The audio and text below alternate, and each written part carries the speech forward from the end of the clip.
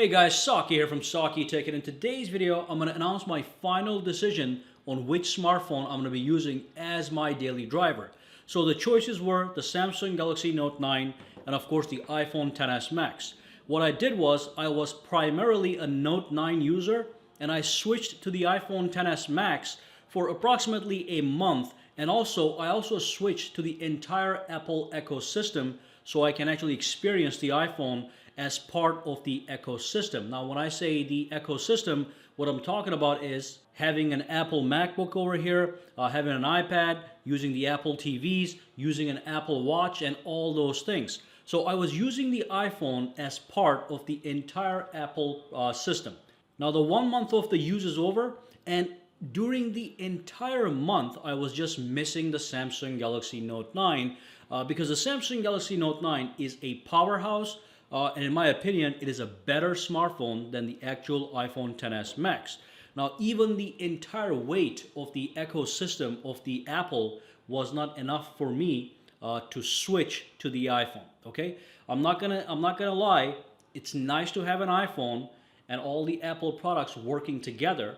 But the number one problem with that kind of setup from a consumer perspective is it's very expensive. So the cheapest system you can have is $5,000 to $6,000, and that includes a MacBook, a base MacBook by the way, an iPad, an iPhone, the AirPods, the Apple Watch, and Apple TVs. Okay, so that thing is going to cost you $5,000 to $6,000, even if you go with the base models. And of course, the other big problem is the ecosystem only stays with you while you're in the house. When you walk out of the house just with your smartphone, you cannot take your MacBook. You don't need your Apple iPad, and you just go out there with a phone. And that's when you really understand that the Galaxy Note 9 is a much powerful smartphone to have on the go. Okay, it is a flagship product. It competes with the iPhone on every metric, and of course, in many ways, it's better. So let's give you some details on why I decided to stay with the Note 9. Now, the first thing is in the morning, I go downstairs and I have breakfast. And during breakfast, I like to watch some news on my smartphones. And of course, when I'm watching videos, I watch them not in the portrait orientation, but in landscape orientation. And the Note 9 simply gives me better full screen experience. With the iPhone, the notch gets in the way of my immersion with the video. It just doesn't look right, okay? I have said this before. Just imagine having a high definition TV in front of you, and then on the side, there's a notch that's biting into the actual display. Like, take a look over here. What if the screen had a notch right over here? Okay, it just doesn't make any sense watching full screen video on these smartphones with notches biting in from the side. The notch is not that big of a problem. Here's the iPhone. Let me just unlock that real quick. It's not a big problem in this orientation. You're just browsing through apps, blah, blah, blah. But when you're watching videos, it just bothers me all the time. So number one, the overall design of the display pulls me towards the Note 9. I am preferring notchless designs. I'm not a fan of any phone with a notch, okay? I might tolerate it a little bit, but I can't actually switch to that phone because it looks like a flawed product. Number two is multitasking. So obviously all Android smartphones can do multitasking. The Note 9 has its own multitasking system, which is a little bit better than other Android smartphones.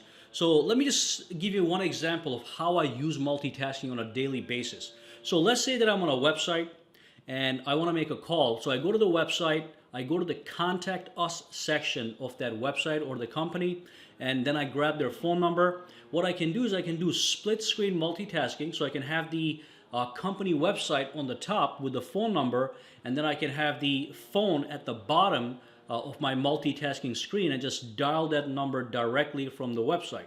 That just makes life easy for me, and I'm a tech guy, I'm a power user, I'm using these smartphones all the time for various tasks, and I want that kind of flexibility on my smartphone. So of course, with the iPhone X, even though it has a powerful processor, a processor that's even stronger than the iPads, the iPad offers split screen multitasking, but the iPhone doesn't. But then every other Android smartphone on the market offers split screen multitasking. And I'll be honest with you guys, the split screen on the Note 9 is better than other Android smartphones. Samsung phones were one of the pioneers in actually creating multitasking. A lot of the software features that you guys see trickling down to Androids is because of Samsung. They were adding all these fancy features into their smartphones that later get copied over into Android, okay? Such as split screen multitasking. But again, iPhone doesn't have it, the Note 9 has it, and that's the way I like it. And of course, the Note 9 has all kinds of other software features. Being Android, it's fully customizable, and it's got all kinds of software features built into it from Samsung, such as the secret folder, the secure folder.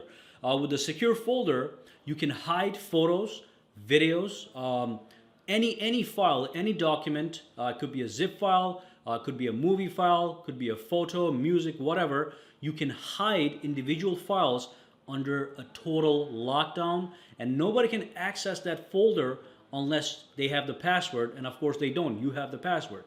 Other smartphones, as far as I know, don't have this kind of functionality. I do know that OnePlus has it, but it's not as advanced as the Samsung's secure folder. But the iPhone, of course, doesn't have any kind of customization. When you turn on this device, it's a static grid of app icons. It's very boring. I mean, this one is the $1,250 or $300 smartphone, and it's just not giving me anything over here to customize it other than a bunch of app icons on the home screens. Okay, so I can I can change the location of the apps and change the wallpaper, and that's it. Of course, I don't really get any kind of special software functionality such as the secure folder or multitasking or any other kind of personalization which makes me feel like the phone is mine. And of course, one thing is obvious.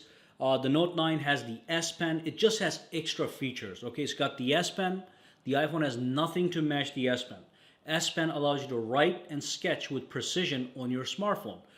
You can write anytime, anywhere, and you can write with real precision. You can sketch if you got the time. You can draw a masterpiece.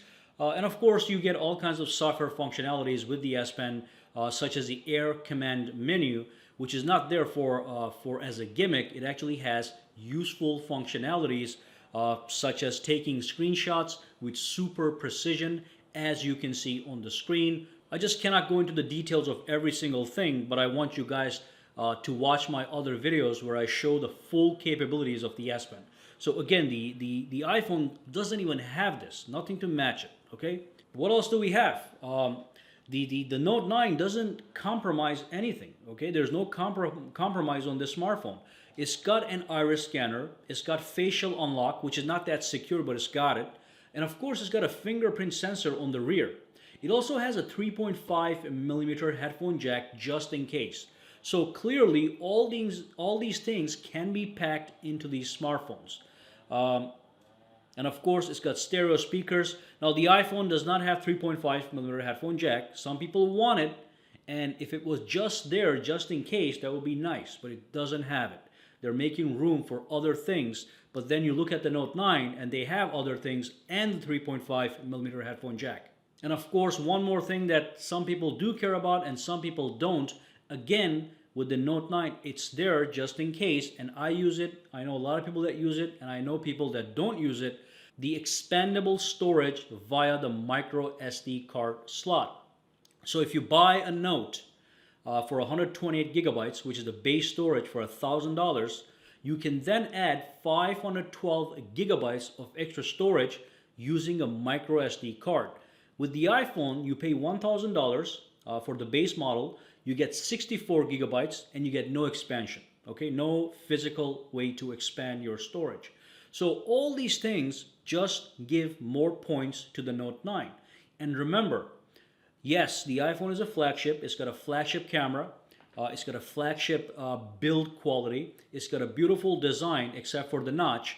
But the Note 9 already has those features also.